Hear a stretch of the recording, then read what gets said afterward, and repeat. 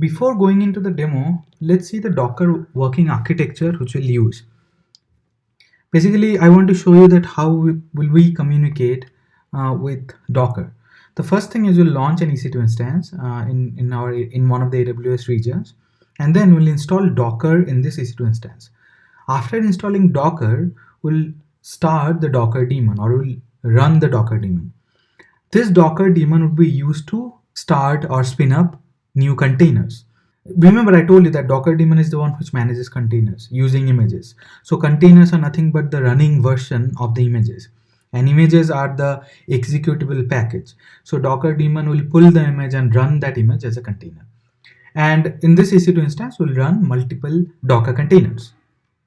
To do all these, the Docker daemon should be passed with commands.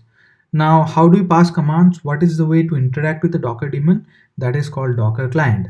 And we'll have Docker client installed on the EC2 instance itself and on our personal laptop also. We'll use both the Docker clients to communicate to the same Docker daemon.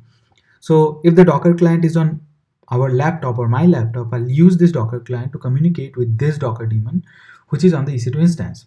And if the Docker client is in the EC2 instance itself, I'll have to SSH into the EC2 instance and then use Docker client to communicate with the same Docker daemon. And from Docker client, I'll be passing the commands which will be used to run these containers.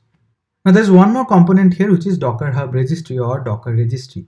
We'll do all our work either in this machine, which is my personal laptop, or maybe in this EC2 instance itself, basically creating Docker images using Docker files. And after that, those images would be uploaded in the Docker registry or Docker Hub registry. And then whenever we ask this Docker daemon to run the containers using the image, this Docker daemon will pull that image from Docker Hub registry and then run the containers.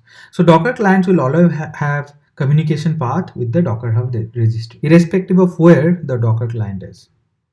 So this is how the architecture is. Let us go ahead and do the demo now. Let us spin up an EC2 instance and install Docker.